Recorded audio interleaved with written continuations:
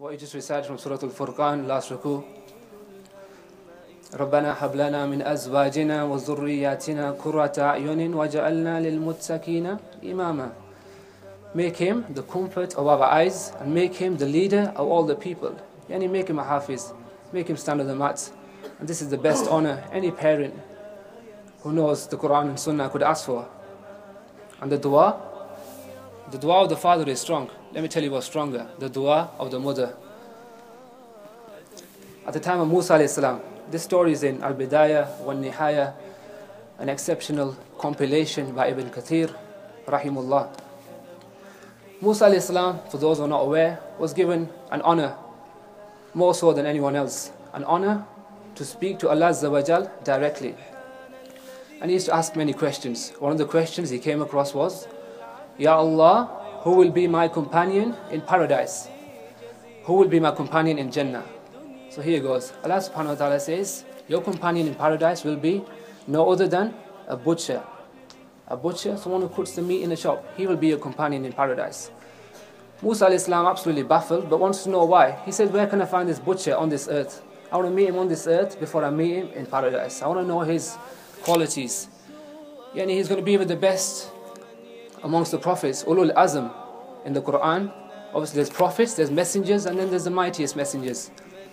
Alongside Musa alayhi salam, you have Isa alayhi salam, Nuh alayhi salam, Ibrahim alayhi salatu was salam, and of course the Prophet Muhammad sallallahu alayhi wasallam. And the companion of Musa alayhi salam is the butcher. So he visits the butcher at the shop and he watches him. Musa alayhi salam wants to know every single action. He's watching attentively every single move he makes, and it could be the move that's gained in paradise. So he's watching him, he's cutting the meat, selling it to the customers. Then it's closing up time, he closes the shop. With him he takes the bag and he walks home. Musa alayhi salam follows him home until they get to his house. And Musa alayhi salam says, would you not take a traveler in for the night, yani as a guest? He says, of course, yani, you're Musa alayhi salam, I'll take you in. So he goes inside, takes the seat. Now it gets interesting. He opens the bag, cuts the meat, cooks the meat, and then places it on the plate. And then leaves the room, goes into the other room and takes from it a basket. And the narration says the basket, what you normally put a baby in, yani a cot. That's what he takes and brings it, places it next to him, and from the basket takes out an old, frail woman. Old age, wrinkled, really, really weak. Lifts her up, places her on his lap, and then wipes her with a damp cloth, her mouth. Takes the meat. In one narration, there's two narrations. One narration, they say, he chewed the meat in his own mouth first, and then took it out of his mouth and placed it into this mouth of the old woman.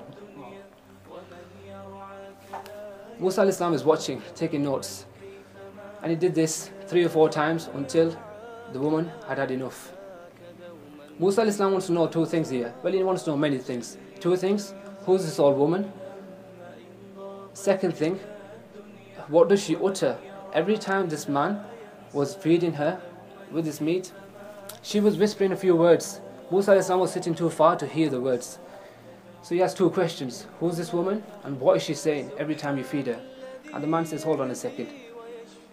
Finishes off feeding her, wipes her, places her carefully back into the cot, and then back into the room. And then Musa alayhi salam asks the questions. He says, this is my mother. She's my mother. I do not have the means to feed her all these fancy foods and fruits. Yani all I have is the leftovers at the meat shop. And I bring these with me. And I feed her these. And every time I feed her, she does this all the time, every single day. It's the same routine.